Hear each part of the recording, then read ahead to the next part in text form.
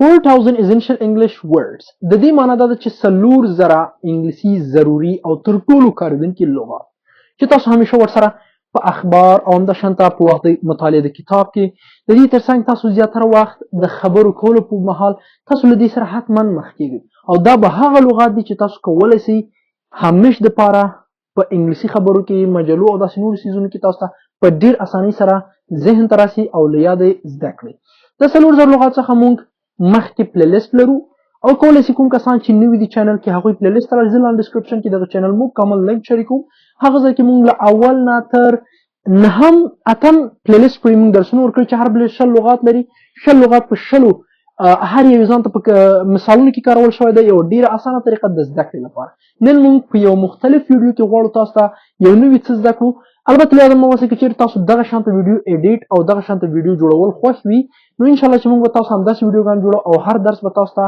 په یو صحیح طریقې سره جوړو زیاترو زده کوونکو غوښتنه کړې چې استاد کله ته په تخته درس لیکي یا موږ هغه درس نه وینو یا هم مشکل دې سره لرو چې تاسو 10 لغات تدریس کوئ او باقي نور لغات پاتې کېږي خو مشکل موږ سره ډېر ده نو ما هم تاسو سره یو نوې ایډیټ برنامه په ذریعې سره زه کولی تاسو یو ښه ویډیو جوړه کړم او هغه تاسو کولی شئ 100 لغات په 100 مهمو جملو کارونه سره زده کړئ خبرې ډېرې ونو زه د درس په طرف باندې که چیرې د لومړی ځل راغلی حتما ویډیو در سره لایک او همداشان زموږ چینل در سره سبسکرایب کړه زه د درس په طرف against معنا دا خلاف کېدل د یو چا په خلاف پاڅېدل په مثال کې why everyone is against me ولې هر یو زما خلاف ده نمبر 2 beach ویلی شي د سمندر غاړه مثلا I built a sand castle on the beach وی ما د شګو قلا د سمندر په غاړه کې جوړه کړه نو په دې ځای کې سینډ ویلی شي شګو ته او کیسل ویلی شي قلا ته نمبر 3 damage ویلی شي زیان ضرر یا هم خساره په مثال کې لرو his car was damaged in the accident یعنی د هغه موټر په یو حادثه کې ډیر زیان او خساره وموندله نمبر 4 discover ویلی شي کشفول یا هم دریافت کول پیدا کول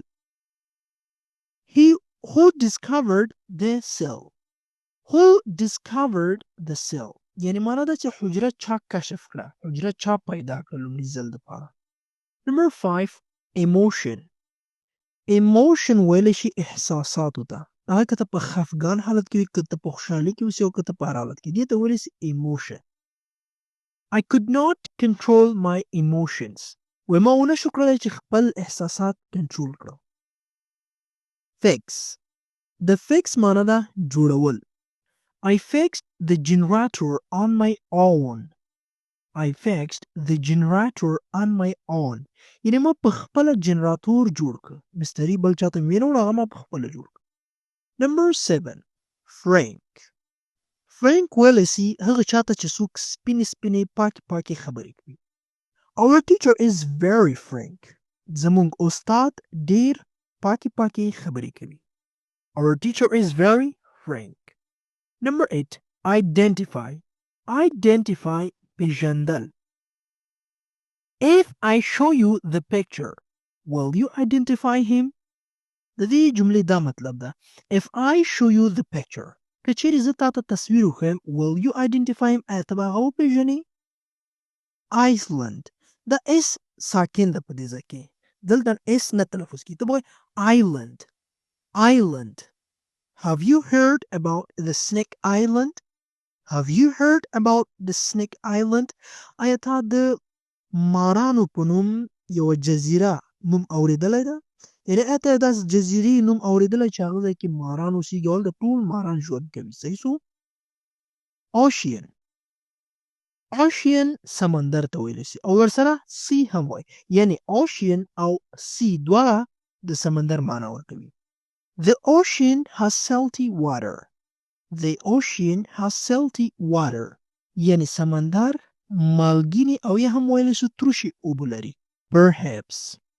Perhaps ویلی شي معنا کیدای شي یا هم شاید لکه موږ تاسو وایو که نه کیدای شي احمد راسي یا هم وایي شاید زه لاړ سم Perhaps they will reach here at noon.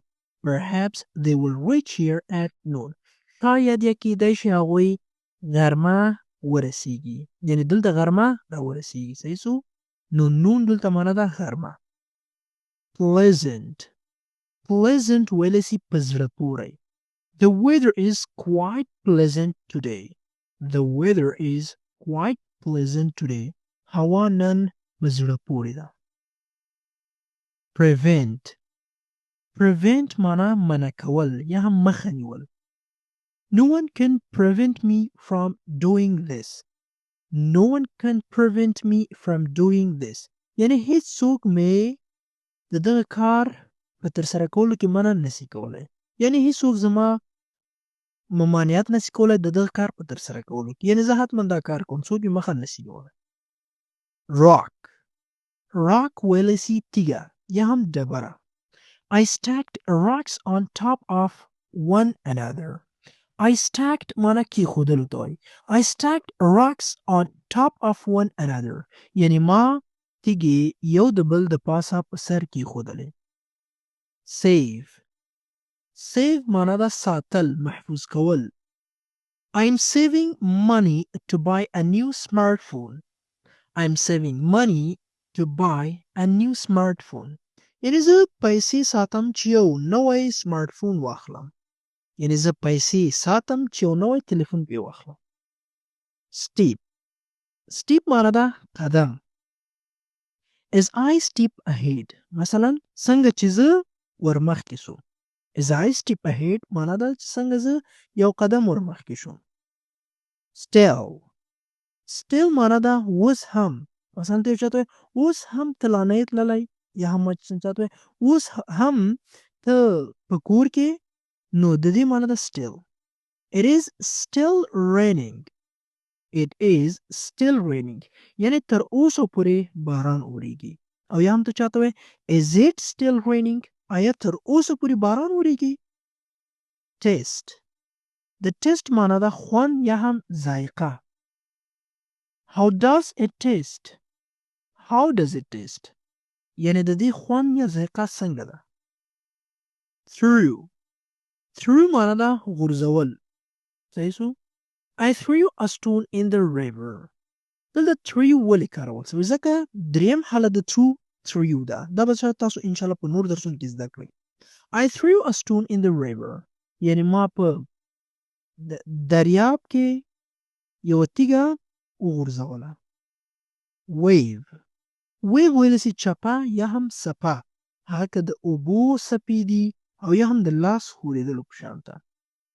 I waved him my hand but he didn't notice. I waved him my hand.